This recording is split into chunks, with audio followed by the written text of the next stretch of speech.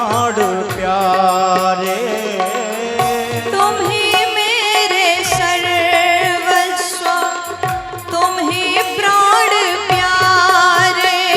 ओ तुम ही मेरे सर्वस्व, तुम ही प्राण प्यारे।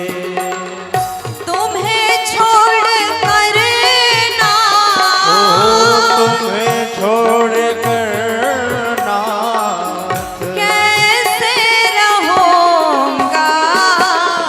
जहाँ ले चलोगे वहीं मैं चलूँगा। जहाँ ले चलोगे वहीं मैं चलूँगा।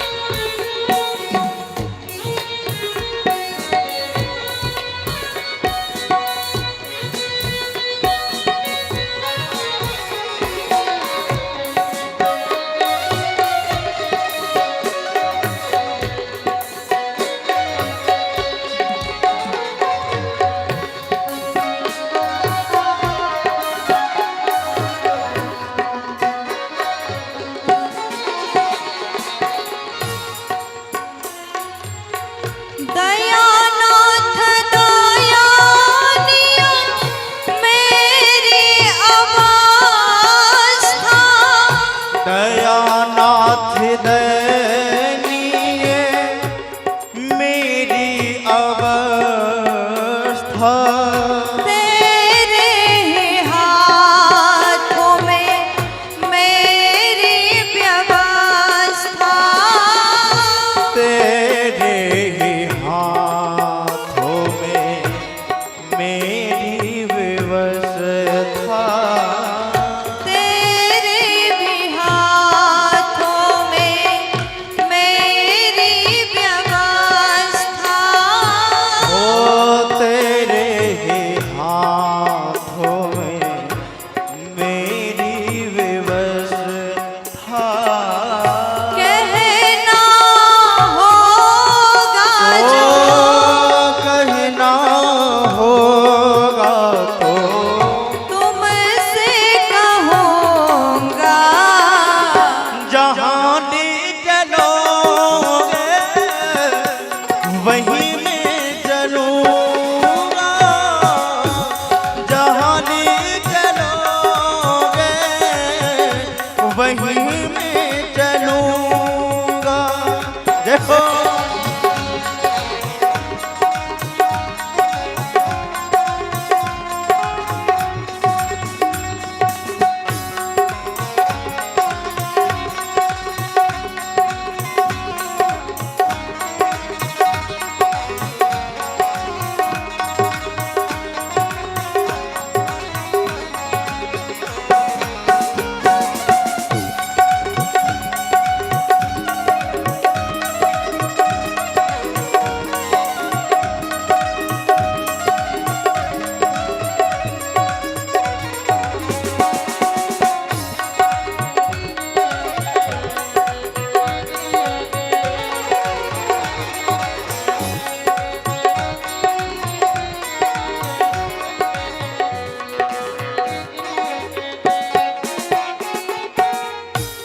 और अंतिम में भरत जी कहते भैया,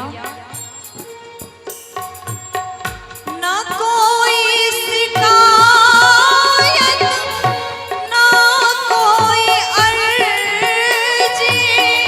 ना कोई शिकायत ना कोई अर्जी।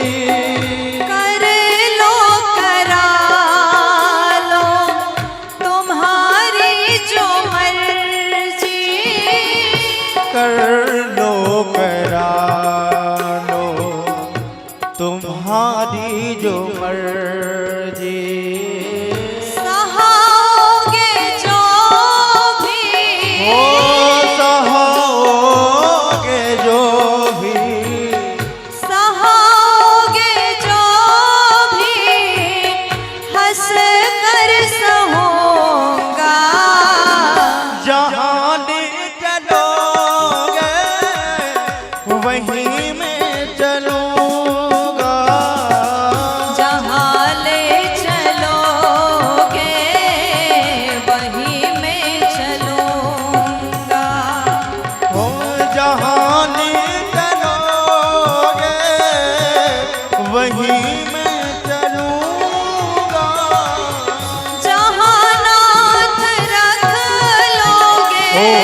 जहाँ नाथ रख लोगे वहीं मैं रहूंगा।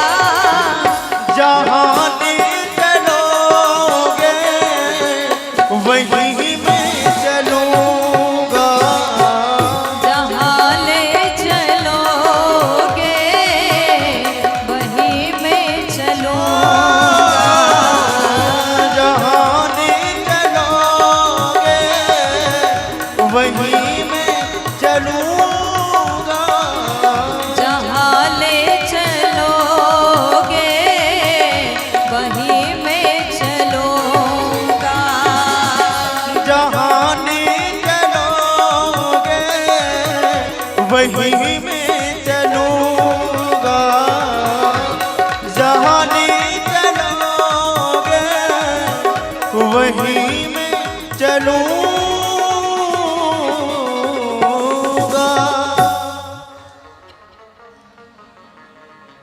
भैया भरत ने जो कह दिया, प्रभु जो भी आपको आदेश करना होगा कर दीजिए, मैं हंस के पालन करूंगा। तो उसके बाद में राम जी ने कहा भैया एक काम करिए, आप जाकर के अयोध्या को देखिए, हम 14 वर्ष पूरा करके वापस आएंगे। तो उसके बाद भरत जी कहते प्रभु आपका कुछ न कुछ चिन्ह निशानी हमको चाहिए। अच्छा भगवान बन गए न तो चरण पादुका भी धारण नहीं किए थे, खड़ाऊ नहीं पहने थे। भगवान राम ने, सीताराम जी ने स्वयं को खड़ाऊ के रूप में प्रकट किया है और वही भरत जी को प्रदान किया और अपने सिर पर धारण करके भगवान के खड़ाऊ को लेकर के गए। प्रभु पद पदुमा बंदी दो भाई। प्रभु पद पदों में बंदे दोई भाई। प्रभु पद पदुमा बंदी दो भाई। प्रभु पद पदों में बंदी दो भाई। चले शिष धरी राम रजाई। चले शेष धरी राम रजाई। चले शिष धरी राम रजाई। ओ चले शेष धरी राम रजाई। बोलिए रामचंद्र भगवान की जय हो। भरत भैया की जय हो। अब जैसे भरत जी को भगवान ने चरण पादुका प्रदान किया, उसको शीश पर धारण करके भरत भैया गए और जितना भी राज्याभिषेक का सामग्री था अत्रि मुनि के आश्रम में गए। वहां पर एक कूप है जिसे भरत कूप के नाम से जाना जाता, वहां पर सामग्री रखे और वापस चले गए। तो राज सिंहासन पर खड़ाऊ को रखा, स्वयं नंदी ग्राम में भरत भैया विचार करते मेरे भगवान जमीन पर सो रहे हैं तो मैं जमीन पर भी नहीं सो सकता, गड्ढा करके नीचे सोए। 14 साल भरत जी ने भी वनवासी जीवन व्यतीत किया। इस प्रकार बाबा ने सुंदर अयोध्या कांड का विश्राम किया। ये जो अयोध्या कांड है ये तपस्या वाला कांड है। यहाँ पर भगवान राम जी के जीवन में तपस्या है, भरत जी के जीवन में तपस्या है, सबके जीवन में दुख है। आगे अरण्य कांड में विविध प्रकार से श्री बाबा ने विस्तार किया है। एक इंद्रपुत्र जयंत आया, भगवान राम ने पुष्प द्वारा मैया का श्रृंगार किया, माँ के चरणों में उसने चोट कर दिया और भगवान ने उसका उद्धार किया है, उसके ऊपर कृपा किया। अब उसके बाद में भगवान राम जी को लगा कि चित्रकूट में सबको पता चला, अब हम यहाँ से आगे जाएंगे, तो भगवान पंचवटी गए। कथा तो बहुत है लेकिन समय कम है। रामचरितमानस 9 दिन में भी खत्म नहीं होता, हम लोग 7 दिन में कर रहे हैं। तो अब संक्षिप्त में राज्याभिषेक तक की कथा हम लोग सुनेंगे। बोलिए रामचंद्र भगवान की। पंचवटी में जैसे गए तो एक रावण की बहन आई शूर्पणखा। शूर्पणखा आई, सुंदर बन के आई, भगवान से कहती आपके समान सुंदर पुरुष और हमारे समान सुंदर नारी नहीं है। राम जी ने भरत भैया की ओर इशारा किया, इसको अपने रूप का घमंड है। लखन भैया ने नाक और कान काट दिए। प्यार से बोलो जय सिया राम।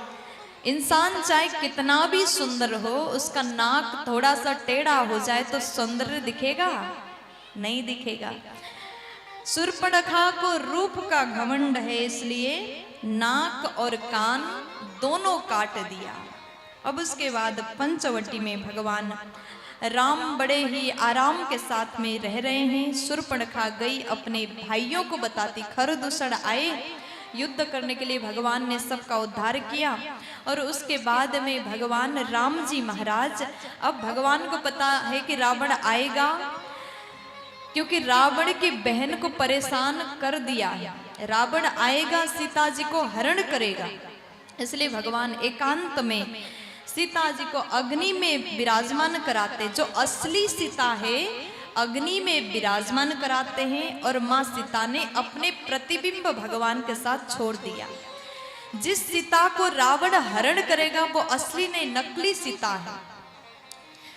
ये जो बात है ना, केवल राम जी को और जानकी मैया को पता है, लक्ष्मण जी को भी अभी नहीं पता, गुप्त रखा ये बात।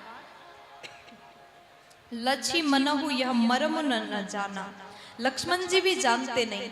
अब उसके बाद में खरदूषण का उद्धार भगवान ने किया है। फिर उसके बाद भगवान आगे बढ़े। पंचवटी में रावण आया, जानकी जी का हरण किया। हरण करने से पहले हिरण, सोने का हिरण बन के मारीच आया। उसके रूप को देख करके माँ को मन हुआ कि भगवान उसको मार करके लाए। भगवान सोने के हिरण के पीछे भागे हैं। इतने में रावण आया, लक्ष्मण जी भी गए पीछे पीछे, लक्ष्मण रेखा खींच करके। मैया को कहा था माँ कुछ भी हो जाए बाहर मत आना, लेकिन रावण आया भिक्षुक बन के, मैया को हरण करके ले गया। जटायु महाराज ने खूब कोशिश किया माँ को बचाने की, लेकिन रावण ने जटायु जी के भी पंख काट दिए, जमीन पर गिरा दिए। जब भगवान वापस अपने आश्रम में आए तो अपनी सीता जी को ना देख करके भगवान रोने लगे, वन में ढूंढने लगे, भगवान भटक रहे हैं। उसके बाद में घूमते घूमते भगवान पहुंचे हैं कहाँ? सबरी मैया के पास में। उससे पहले जटायु जी को भगवान ने दिव्य गति प्रदान किया। उसके बाद में आगे गए सबरी मैया, अपने गुरुजी के वचन को मान करके इंतजार कर रही हैं। सबरी की कथा तो आप सब जानते होंगे, बोलिए सबरी मैया की। ये भगवान के परम भक्त है। जब सबरी मैया का विवाह हो रहा था, उन्होंने देखा बहुत सारे पशु पक्षी हैं। पूछा कि ये पक्षियों को, ये पशुओं को क्यों रखा? तो सबने बताया कि विवाह में सबको बनाया जाएगा और इसी को सब खाएंगे। मैया को लगा मेरे विवाह के लिए इतने पशु मारे जाएंगे। मैया ने सबको बंधन से मुक्त कर दिया और भाग जाती हैं। और वही जवान अवस्था से मतंग ऋषि के आश्रम में जाकर के सेवा करती हैं। गुरुजी ने कहा कि बेटा एक दिन राम जी आएंगे और राम जी का दर्शन आपको प्राप्त होगा। उन पशुओं ने भी आशीर्वाद दिया, जिस प्रकार से सबरी जी आपने हमें बंधन से मुक्त किया, एक दिन भगवान भी आपको बंधन से मुक्त करेंगे। सबरी मैया गुरु के बाणी को याद करती हैं और वहीं पर इंतजार कर रही हैं। अभी